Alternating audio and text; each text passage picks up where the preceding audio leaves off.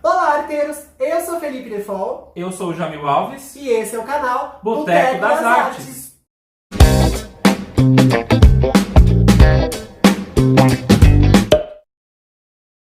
Sou jornalista, professor universitário, escritor, amante das artes, protetor dos animais e pai do Miguel.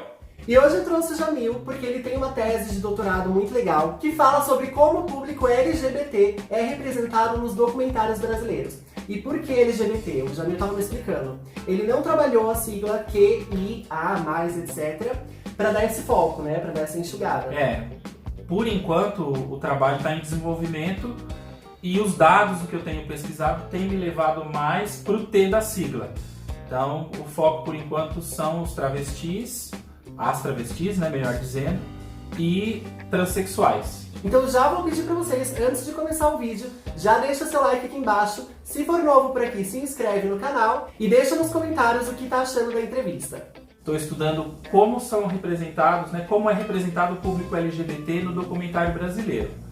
Então, conforme a minha pesquisa for avançando, talvez eu foque mais em algum grupo específico da sigla, né? Então, eu acabei de escrever um artigo no qual eu falo de travestis. São de uma cidade baiana que tem intercâmbio com uma ponte com a cidade de Juazeiro, em Pernambuco. Enfim, é uma história bem interessante. Como essas pessoas são representadas lá. Se elas são representadas de um jeito positivo, de um jeito negativo, de um jeito estereotipado, essas coisas todas.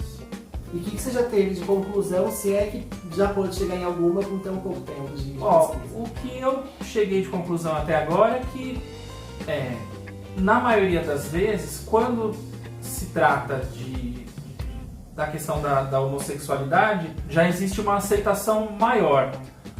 Então já existe uma maneira de retratar o gay, tanto masculino quanto feminino, de uma maneira mais natural, que é uma coisa natural mesmo. O que dá pra saber, e que até agora também nem me surpreende muito, né, em virtude do fato de a gente viver numa sociedade extremamente preconceituosa, que ainda precisa melhorar em muitos aspectos. Muitos. Mas existe muita confusão ainda com relação ao que é travesti, ao que é transexual, ao que é intersexual, tudo que... Volta. Você se identificou, Alex? Ai, gente, que barato esses gatos.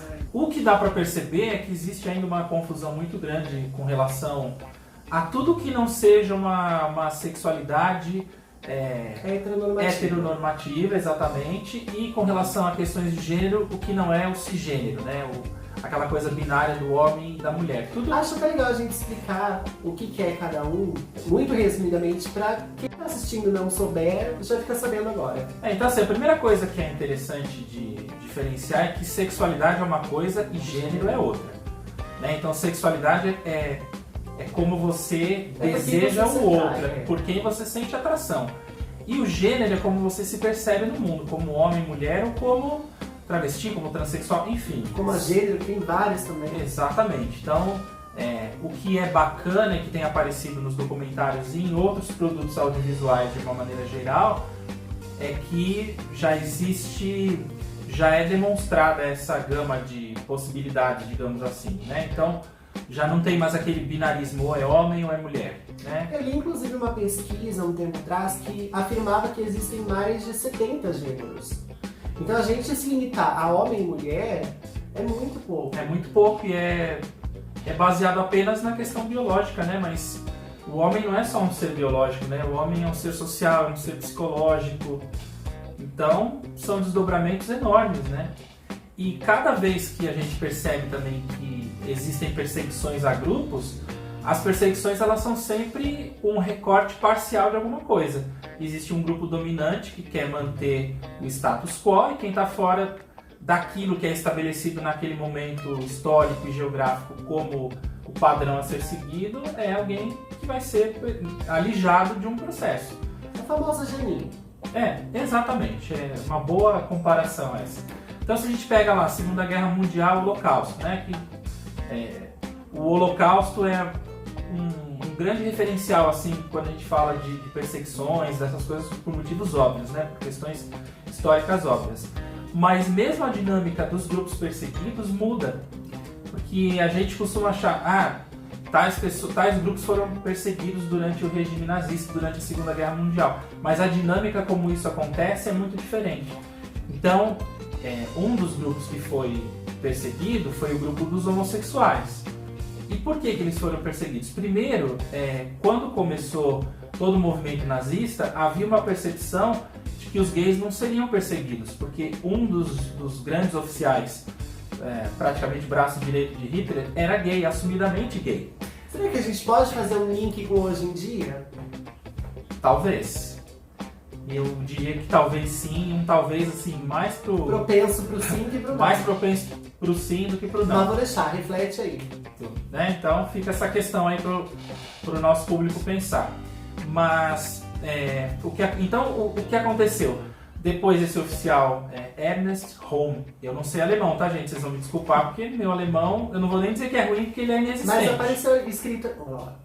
Mas apareceu escrito aqui embaixo e tá aparecendo ainda. Ele foi morto, se não me engano, em junho de 1934. E o general que assumiu no lugar dele começou a perseguir os homossexuais, porque na ótica nazista, o nazismo pregava basicamente o racismo e o antissemitismo e o expansionismo.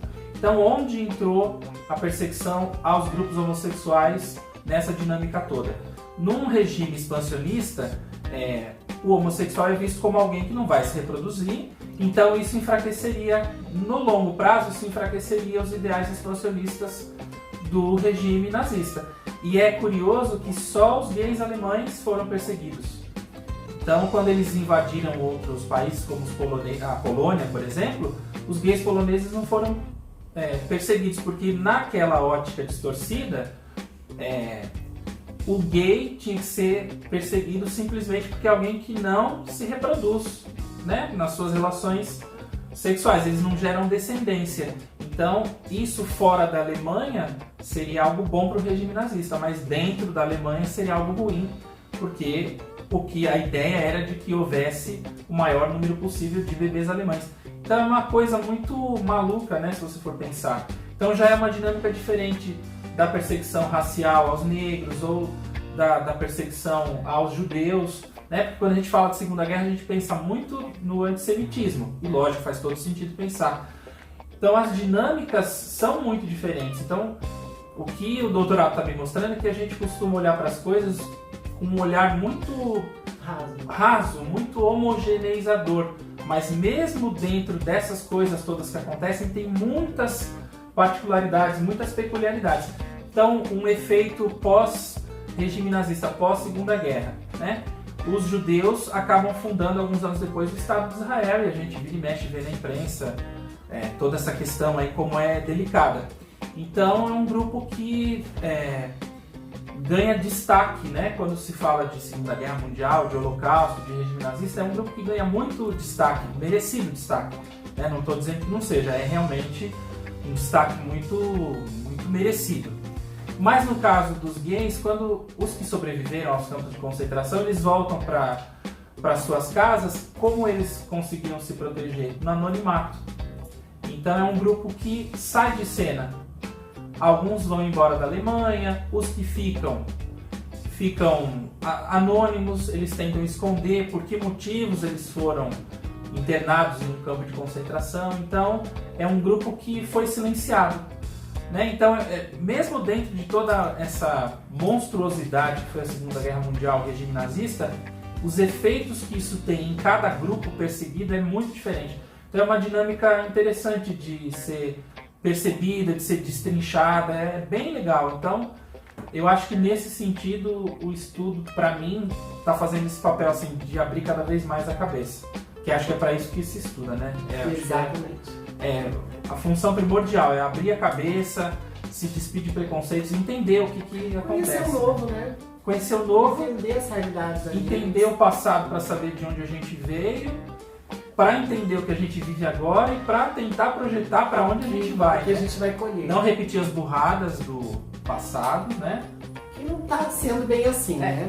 A gente sabe que vem se repetindo. Tá meio difícil, a gente vê aí que tem um movimento que eu procuro ser otimista assim. A gente tem sempre esses movimentos em onda, né? Acho que agora a gente vive um movimento um pouco mais retrógrado, e esse um pouco mais eu tô sendo assim bastante, né? Tô usando o eufemismo, mas quero crer que é um movimento que daqui a pouco retrocede, vem uma nova onda de libertação, de vamos fazer, de vamos acontecer, de vamos mostrar cara, vamos aparecer e seguir, né? Porque eu acho que a contribuição do estudo também tem que ser essa, libertar as pessoas da dor. Então, onde tiver dor física, dor psicológica, onde tiver gente sendo oprimida, acho que a gente precisa, sabe, falar, não é assim, né? Eu sou X, eu sou Y, eu sou Z, eu tenho direito a existir, eu tenho meu lugar no mundo, e as pessoas são diferentes, né?